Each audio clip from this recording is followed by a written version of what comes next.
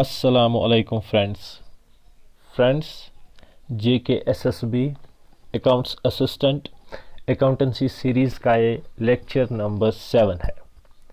इससे पहले lecture number 6 में हमने पढ़ा था जो हम लेजर अकाउंट्स बनाते हैं, जो हम एक बुक बनाते हैं जिसे लेजर कहते हैं, उस लेजर के अंदर जितने भी लेजर अकाउंट्स बनाते हैं including cash, furniture, rent, goodwill, किसी पर्सन का अकाउंट, बैंक अकाउंट, जितने भी अकाउंट्स बनाते हैं, इन सारे अकाउंट्स का नेचर जो होता है वो गाइस सेम नहीं होता है। नेचर सेम ना होने की बिना पे हमने इस वजह से हमने इन लेजर अकाउंट्स की क्लासिफिकेशन करी थी।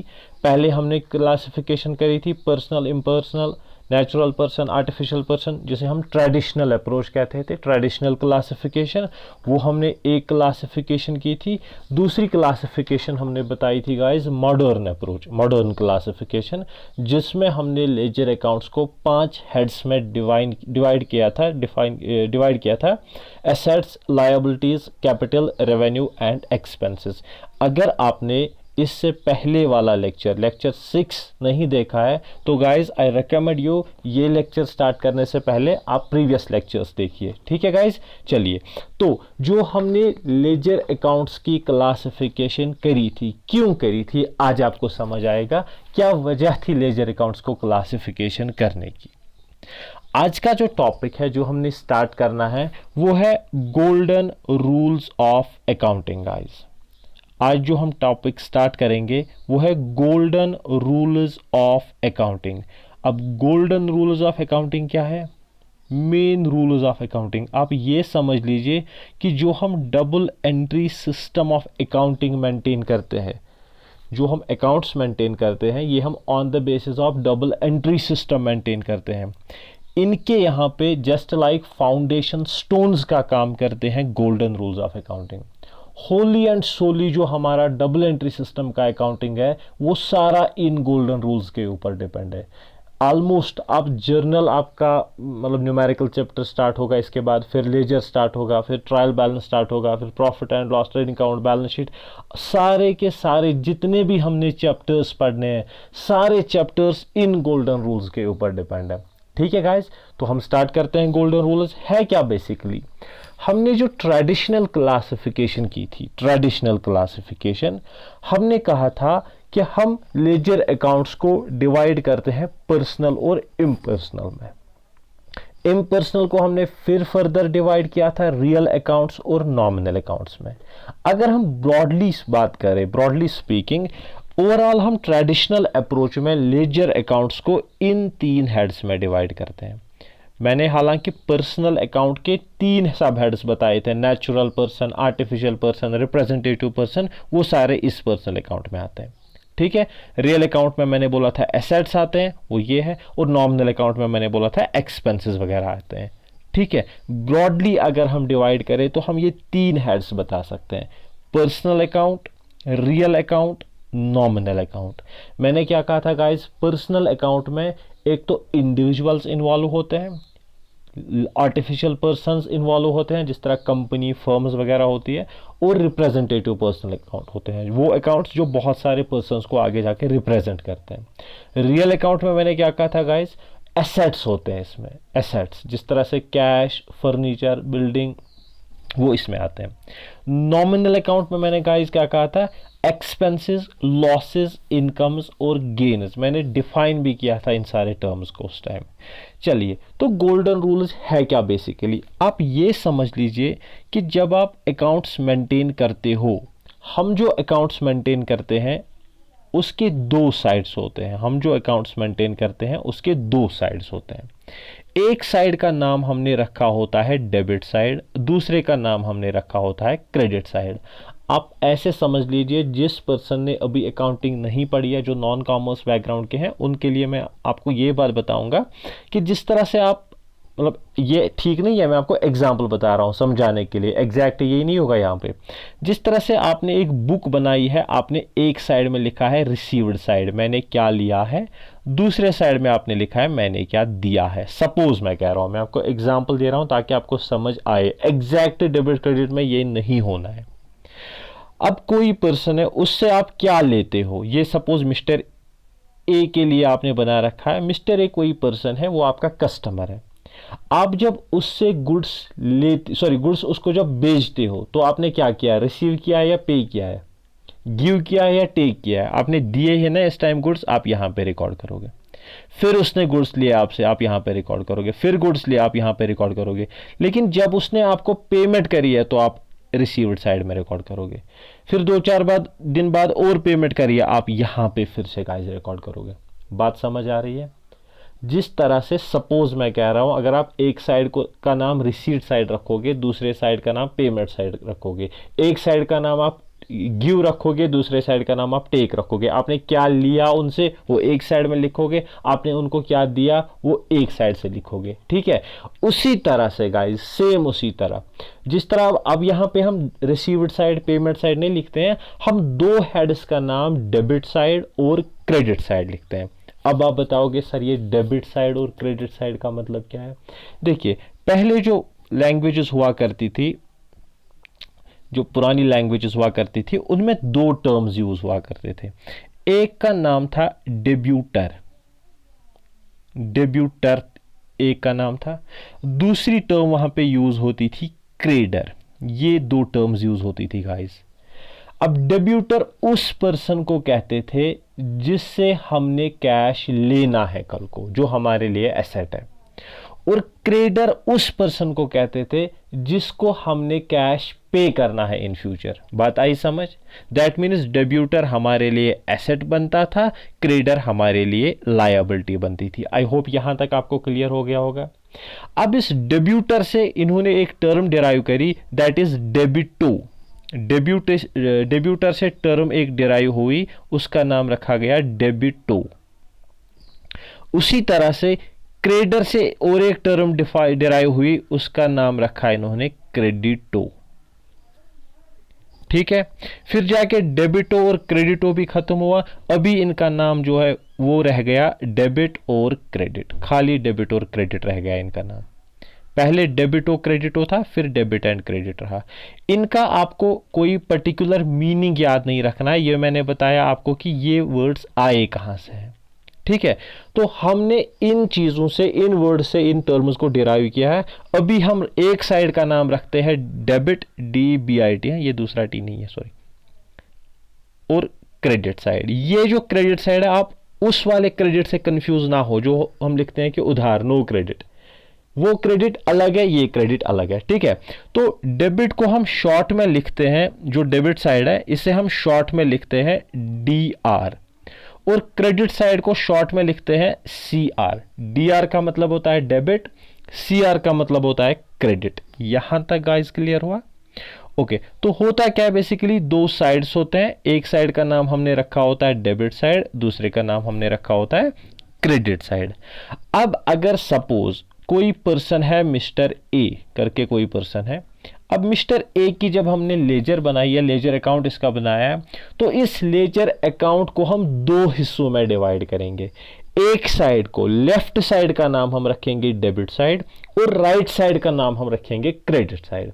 इन द सेम वे, जब मैं कैश के लिए एक पेज रखूंगा लेजर अकाउंट, लेजर में एक लेजर अकाउंट बनाऊंगा, एक हेड रखूंगा इसके लिए, उसका नाम कैश लिखूंगा मैं, तो कैश के नीचे में कैश के लेजर अकाउंट को मैं दो हेड्स में डिवाइड करूंगा। लेफ्ट साइड का नाम रखूंगा डेबिट साइड, राइट साइड का नाम रखूंगा क्रेडिट साइड। उसी तरह से गाइज, जब मैं रेंट पे करता हूं, जब मैं सैलरी पे करता हूं, फर्नीचर है, मिस्टर ए है, बैंक अकाउंट है, जितने भी मुझे लेजर अकाउंट्स बनाने हैं, इन्हें हम टी शेप्ड लेजर अकाउंट्स कहते हैं। इनको टी शेप में बनाया जाता है, ऊपर हेडिंग लिखी जाती है ऐसे, ये टी जस्ट लाइक स्ट्रक्चर बनता है, ये डेबिट साइड बनता है, ये क्रेडिट साइड बनता है। ठीक है गाइस, यहां तक। तो इसी तरह से जितने भी लेजर अकाउंट्स हमने बनाने हैं, हर किसी लेजर अकाउंट का लेफ्ट साइड डेबिट साइड होगा, राइट साइड क्रेडिट साइड होगा। ठीक है गाइस, अब यहां पे रिसीव्ड साइड, पेमेंट साइड वगैरह नहीं लिखना है। यहां पे हमने क्या लिखना है, left side debit side and right side credit side. अब क्वेश्चन अराइज होता है, सर हम डेबिट साइड में क्या लिखें और क्रेडिट साइड में क्या लिखें? ये समझने के लिए हमें ये गोल्डन रूल्स पढ़ने पड़ेंगे। अगर हम मिस्टर ए का कोई अकाउंट बनाते हैं उसका भी डेबिट साइड क्रेडिट साइड है। अब मिस्टर ए के डेबिट साइड में क्या लिखेंगे, मिस्टर ए के क्रेडिट साइड में क्या लिखेंगे, इसीलिए हमें गाइस रूल्स पढ़ने पड़ते हैं। इनका नाम रखा गया है गोल्डन रूल्स ऑफ अकाउंटिंग। ठीक है गाइस। अच्छा, रूल्स क्या है अब देखिए। पहला जो हमने अकाउंट पढ़ा था वो पढ़ा था personal account. Personal account, name of persons, अगर किसी पर्सन का नाम आएगा इसमें, इंडिविजुअल का नाम आएगा, mister A, mister B, miss A, miss C, कुछ भी करके। अगर किसी ऑर्गेनाइजेशन का नाम आएगा, रिलायंस लिमिटेड ऐसे करके, भारतीय एयरटेल लिमिटेड, ठीक है। किसी भी ऑर्गेनाइजेशन, एबीसी कंपनी कोई भी होगी, ए लिमिटेड किसी कंपनी का नाम, लिमिटेड का नाम, जिस कंपनी के लास्ट में लिमिटेड लिखा होगा उसका मतलब है ये पब्लिक लिमिटेड है, जिसके नीचे पीवीटी एलटीडी होगा वो प्राइवेट लिमिटेड है। आगे की क्लासेस में ये भी डिफाइन करेंगे। तो अगर पर्सनल अकाउंट कोई होगा, मिस्टर ए का अकाउंट अगर आपको बनाना होगा, आप डेबिट साइड में क्या लिखोगे, क्रेडिट साइड में क्या लिखोगे, इसके लिए ये आपको ये रूल याद रखना है। रूल क्या है, debit the receiver, credit the giver. ये तीन फॉर्मूलाज आपको टिप ऑफ द टंग याद रखनी है guys. Debit the receiver, credit the giver. अब इसका मतलब क्या है, अगर आप किसी पर्सन से डील कर रहे हो, मिस्टर ए हमारा कस्टमर है सपोज, हम ना तो मिस्टर ए को ही खरीद सकते हैं, ना हम मिस्टर ए को किसी को बेच सकते हैं। मिस्टर ए एक पर्सन है, हम गुड्स परचेज करते हैं इससे और गुड्स इसी पर्सन को सेल कर सकते हैं। हम मिस्टर ए से कैश ले सकते हैं, मिस्टर ए को कैश दे सकते हैं। बात समझ आ रही है। मिस्टर ए एक पर्सन है, एक इंडिविजुअल है, मिस्टर ए को खरीदा नहीं जा सकता है, लेकिन मिस्टर ए हमसे कोई चीज खरीद सकते हैं, हम मिस्टर ए से कोई चीज खरीद सकते हैं। तो अगर हमने मिस्टर ए को कुछ गुड्स सेल किए, गुड्स मुझसे दूर जा रहे हैं मिस्टर ए के पास, मिस्टर ए बना इन गुड्स का रिसीवर। अगर कल को मिस्टर ए मुझे कैश पेमेंट कर रहे हैं तो कैश में ले रहा हूं, लेकिन मिस्टर ए जो है इस टाइम कैश के गिवर बनते हैं। बात समझ आई। अब जो मैंने गिवर और रिसीवर बताया आपको, इसका मतलब ये नहीं है कि गिवर ऑफ कैश, कुछ भी दे ये गिवर बनते हैं। अगर इन्होंने कैश दिया ये बने गिवर ऑफ कैश, अगर इन्होंने गुड्स दिए गिवर ऑफ गुड्स, कहीं पे भी अगर इन्होंने कोई भी चीज मुझे पे करी है इन कैश और इन काइंड, कुछ भी इन्होंने दिया है, ये गिवर बनते हैं उस टाइम। और अगर इन्होंने कोई चीज रिसीव करी है, कैश गुड्स वगैरह कुछ भी रिसीव किया है, तो ये उस टाइम रिसीवर बनते हैं गाइस। बात समझ आई। तो पर्सनल अकाउंट में क्या आपको याद रखना है, अगर कोई भी पर्सन रिसीवर बनता है, वो चीजें लेता है, वो कैश लेता है, इस टाइम वो रिसीवर ऑफ दीज थिंग्स बनता है, तो उस टाइम हम कहेंगे मिस्टर ए का अकाउंट हम डेबिट करेंगे। डेबिट करने का मतलब क्या है, मिस्टर ए का जो लेजर अकाउंट बना होगा उसमें जो लेफ्ट साइड डेबिट साइड होगा, राइट साइड क्रेडिट साइड होगा, मिस्टर ए के left side, that means debit side में इस ट्रांजैक्शन को रिकॉर्ड करेंगे। ठीक है गाइस, जहां तक। अभी जब हम लेजर करेंगे आपको उस टाइम प्रैक्टिकल समझ आएगा। अभी आप खाली फॉर्मूला याद रख लीजिए, खाली रूल याद रख लीजिए। ठीक है। फॉर एग्जाम्पल मैं आपको एक एग्जाम्पल लेता हूं। मिस्टर ए कोई पर्सन है, यहां पे देख लीजिए मैंने क्या लिखा, पेड टू ए।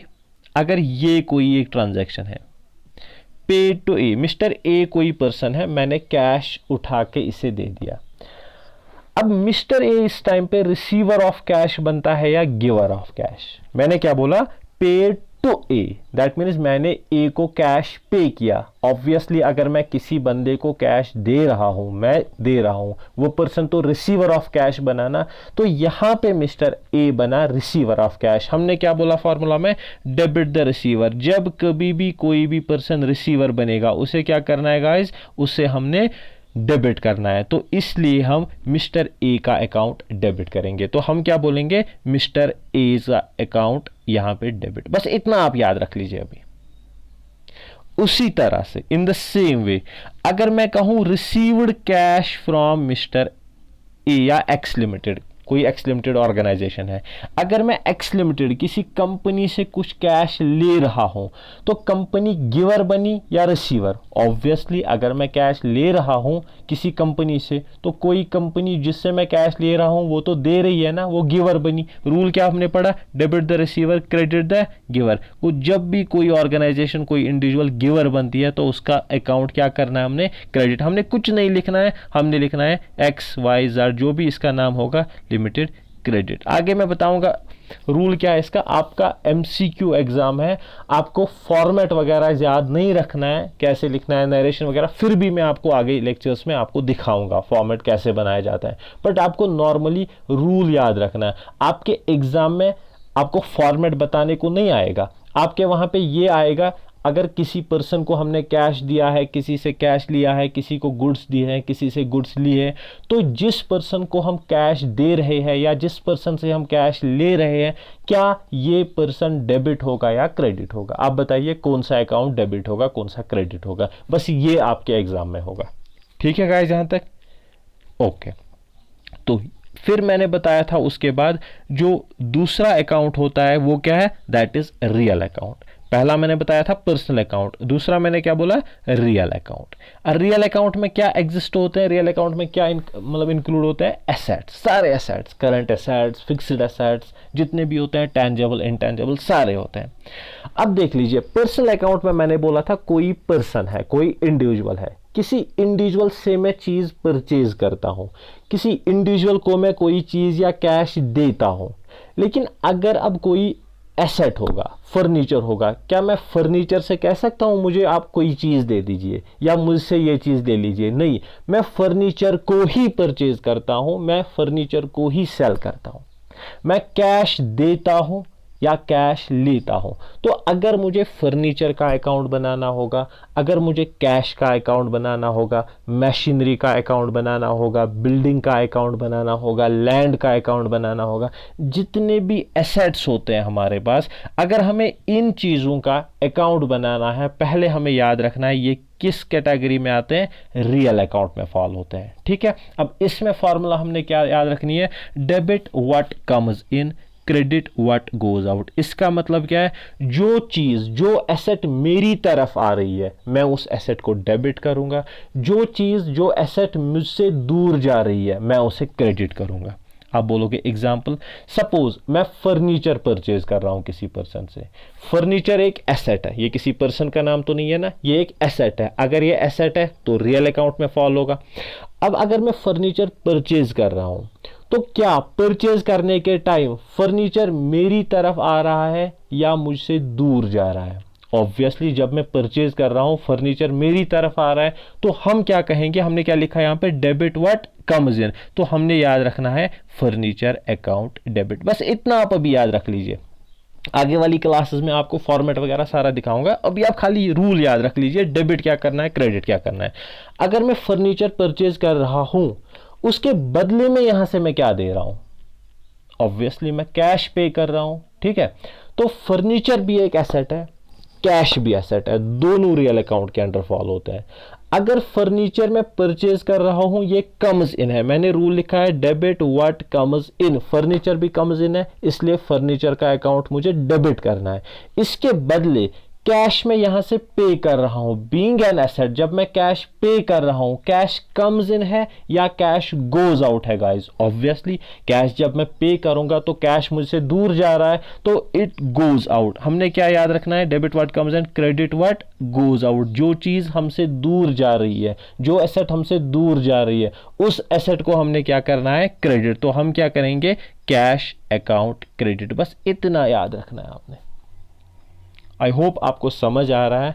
थोड़ा सा टिपिकल है, अगर आपको एक बार देखने से समझ नहीं आता, आप दूसरी बार इस वीडियो को देख लीजिए, आपको क्लियर समझ आ जाएगा। कोई भी क्वेश्चन होगा, कहीं पे कोई प्रॉब्लम होगी तो आप कमेंट सेक्शन में बता दीजिए, फिर मैं दूसरे जो भी लेक्चर्स होंगे उनमें उन क्वेश्चंस को टेक ओवर करूंगा। ठीक है, ओके। चलिए, उसके बाद और एक अकाउंट आता है, दैट इज नॉमिनल अकाउंट। हमने कहा था नॉमिनल अकाउंट में एक्सपेंसेस, इनकम्स, लॉसेस, गेन्स, ये सब चीजें आते हैं। अब एक्सपेंस क्या होता है, लॉस क्या होता है, इनकम गेन क्या होते हैं, वो मैंने पिछले लेक्चर में एक्सप्लेन अच्छे से किया है, आप पहले देख लीजिए उसको, ठीक है। तो अब हमने क्या याद रखना है, debit all expenses and losses. जब भी कहीं एक्सपेंस की बात आए, कहीं लॉस की बात आए, आप डेबिट कर दीजिए। Credit all incomes and gains, अगर इनकम की बात आए, अगर गेन की बात आए, आप उसको क्रेडिट कर दीजिए। आप लोगों को लग रहा होगा कि ये जो नॉमिनल अकाउंट है ना, ये पर्सनल और रियल के जैसा उल्टा ऐसा दिख रहा है कि अपोजिट चल रहा है उनके, बट गाइस फॉर्मूला ऐसे ही है, आपने रूल ऐसे ही याद रखना है। जब हम प्रैक्टिकल क्वेश्चंस करेंगे तब आपको समझ आएगा अच्छे से, अभी आप खाली रूल याद रख लीजिए।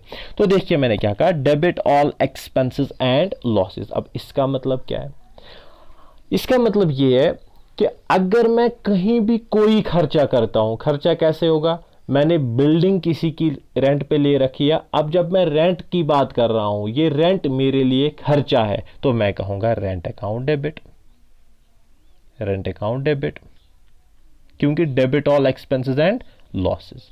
इसी तरह से मेरे अंदर जितने भी एम्प्लॉयज काम कर रहे हैं, जो भी मेरे अंडर एम्प्लॉयज काम कर रहे हैं, तो उन एम्प्लॉयज की जब मैं सैलरी पे करता हूं, ये सैलरी मेरे लिए एक्सपेंसेस है। मैंने क्या कहा, debit all expenses and losses, तो मैं कहूंगा सैलरी अकाउंट डेबिट करना है, ठीक है गाइज। इसी तरह से जब मैंने बैंक से लोन लिया है, बैंक से लोन लिया है, वो मेरे लिए लायबिलिटी है, लेकिन उस बैंक लोन पे जो मैं इंटरेस्ट पे कर रहा हूं, वो मेरे लिए एक्सपेंस है। रूल है debit all expenses and losses, तो मैं कहूंगा interest account debit. Clear guys यहां तक? ओके।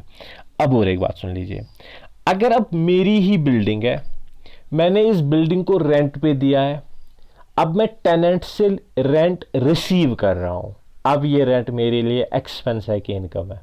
अब तो इनकम है ना, तो हमने क्या याद रखना है, debit all expense and losses, credit all incomes and gains. Very good guys. जब रेंट रिसीव्ड की बात आए, तो हमने करना है रेंट रिसीव्ड अकाउंट जो है, इसे डेबिट नहीं करना है, क्रेडिट करना है।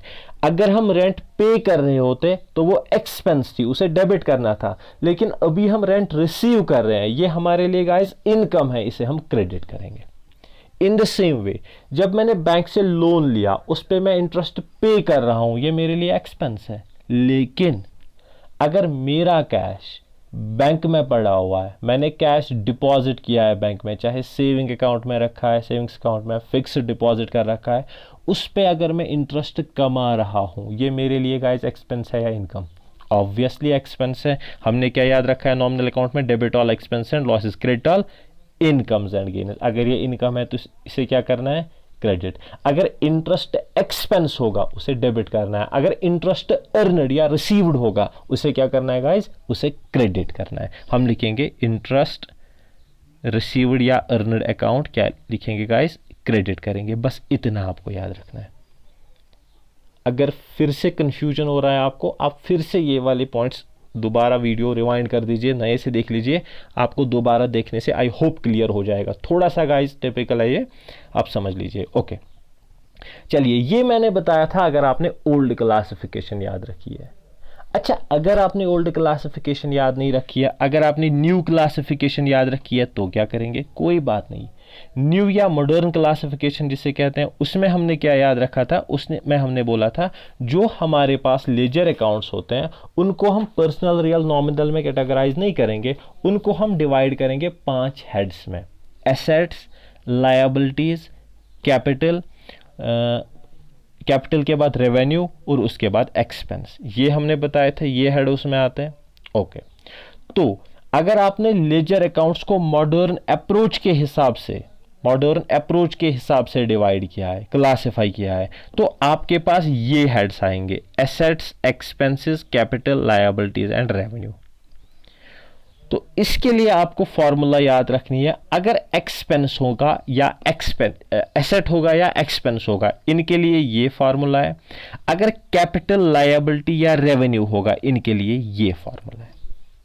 ठीक है गाइस, आपको दो फार्मूला याद रखने हैं। एसेट और एक्सपेंस के लिए एक फार्मूला है, कैपिटल लायबिलिटीज और रेवेन्यू के लिए और एक फार्मूला है। दो फार्मूला आपको याद रखने हैं। अब कोई बंदा कहता है सर क्या मुझे दोनों फार्मूला याद रखने हैं, ट्रेडिशनल वाले भी मॉडर्न वाले भी? कोई ज़रूरी नहीं है। आपको एग्जाम में ये नहीं बताया जाएगा कि आप ट्रेडिशनल के हिसाब से क्लासिफाई करो या मॉडर्न के हिसाब से, वो नहीं बताया जाएगा। जब आप डेबिट क्रेडिट करते हो, जब आप एंट्रीज पास करते हो, तो आपको जैसे अच्छा लगे आपको एंट्री पास करनी है। आपको ये आना चाहिए कि ये वाला अकाउंट डेबिट होना है कि क्रेडिट होना है। फिर आप ओल्ड क्लासिफिकेशन या ट्रेडिशनल अप्रोच यूज कर लो या मॉडर्न अप्रोच यूज कर लो, वो इशू नहीं है। तो है क्या फॉर्मूला इसमें? अगर एक्सपेंस या एसेट होगा, debit the increase credit the decrease. अब इसका मतलब क्या है? अब समझ लीजिए आपके पास अभी 10,000 कैश पड़ा है।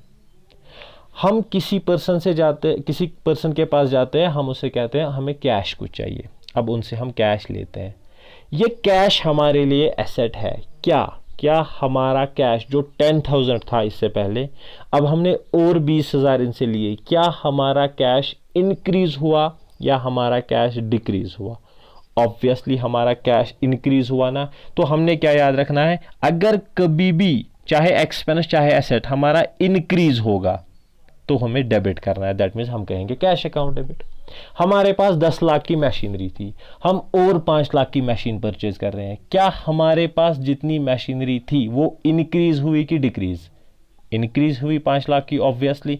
तो 5 लाख की मशीनरी इंक्रीज हुई। मशीनरी है क्या? एसेट है। तो अगर ये एसेट है, फार्मूला याद रखनी है डेबिट द इंक्रीज। तो जब इंक्रीज होगा हमने मशीनरी अकाउंट डेबिट करना है, बस इतना याद रखना है। अच्छा, अब अगर हम सब इसी मशीनरी को सेल करें, हमारी पुरानी मशीनरी ओल्ड टेक्नोलॉजी की थी, अब नई टेक्नोलॉजी बेस्ड मशीन आई है, हम कह रहे हैं कि पुरानी मशीन को बेच के अब नई मशीन लाएंगे। अब बता दीजिए, हमारे पास 10 लाख की मशीन थी, अब हमने 4 लाख की मशीन उसमें से सेल कर ली है। तो अब मशीनरी जितनी मेरे पास टोटल थी वो इंक्रीज हुई कि डिक्रीज? डिक्रीज हुई ना। तो हम कहेंगे कितने की मशीनरी डिक्रीज हुई? 4 लाख की। क्रेडिट द डिक्रीज, हम कहेंगे मशीनरी अकाउंट क्रेडिट। बस ये याद रखना है। ठीक है गाइस। उसी तरह से अगर हमारे एक्सपेंसेस जो होते हैं, हमने अभी तक 12 लाख की सैलरी पे की थी, अब हम और 1 लाख सैलरी इस महीने पे कर रहे हैं, तो हमारी सैलरी इंक्रीज हुई कि डिक्रीज? जो हमारे ऊपर एक्सपेंसेस थे इंक्रीज हुए ना। तो हमने क्या करना है? Debit the increase, salary account debit. अभी तक हमने 10,000 रेंट पे किए थे, अब और 5,000 हमने पे किए। इंक्रीज एक्सपेंस हुए कि डिक्रीज? इंक्रीज हुए ना, तो इसे हम डेबिट करेंगे। बात समझ आ रही है? अब आप बोलोगे सर एक्सपेंस डिक्रीज कैसे होते हैं? एक्सपेंस डिक्रीज ऐसे होता है, मैंने किसी को रेंट पे करी, आप समझ लीजिए 5 मिनट के लिए मैंने 10,000 रेंट पे की, 1 या 2 महीने के लिए मैंने रेंट पे की थी।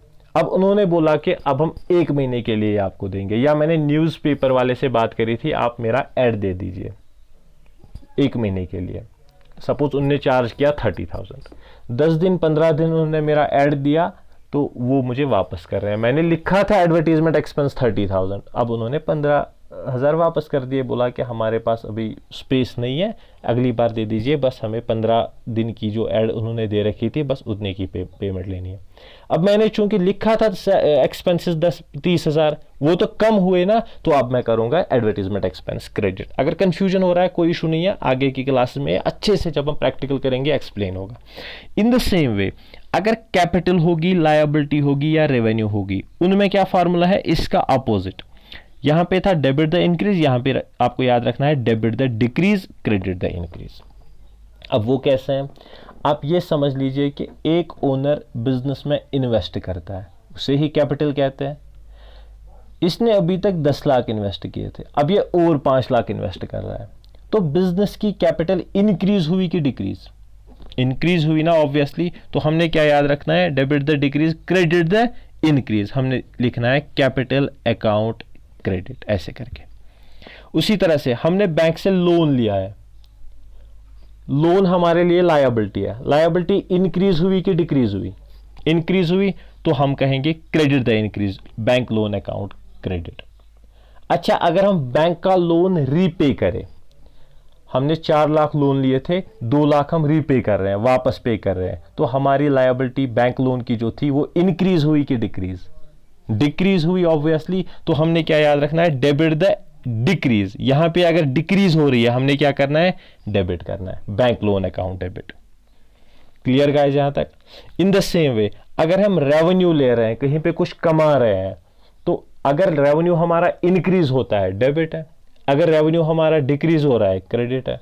सॉरी, अगर रेवेन्यू हमारा इंक्रीज हो रहा है तो क्रेडिट है, रेवेन्यू हमारा डिक्रीज हो रहा है तो डेबिट है। आप बोलोगे कैसे? मैंने गुड्स सेल किए, ये मेरा रेवेन्यू है, 10 लाख के गुड्स मैंने सेल किए, तो रेवेन्यू मेरा बढ़ा ना, तो मैं करूंगा सेल्स अकाउंट क्रेडिट।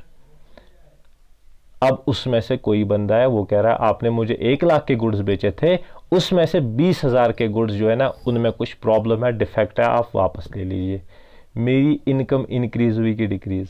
अब डिक्रीज हुई ना, अब सेल्स रिटर्न बना यहां पे, वो हम डेबिट करेंगे। ठीक है गाइस, यहां तक कोई कंफ्यूजन? अब फिर से मैं रेकमेंड करता हूं आप दूसरी बार इस वीडियो को रिवाइंड करके आप मतलब नए से देख लीजिए, आपको ये क्लियर हो जाएगा फिर अच्छे से। आपके जितने भी क्वेश्चंस हैं आप कमेंट सेक्शन में बताइए। और हाँ, एक चीज़ इंपॉर्टेंट है, अगर आप आगे और वीडियोस चाहते हो तो लाइक कर लीजिए वीडियो को, कमेंट कर लीजिए इस पे, और अपने सोशल मीडिया हैंडल्स पे आप शेयर कर लीजिए। ठीक है गाइज, चलिए, ओके, थैंक्स अ लॉट।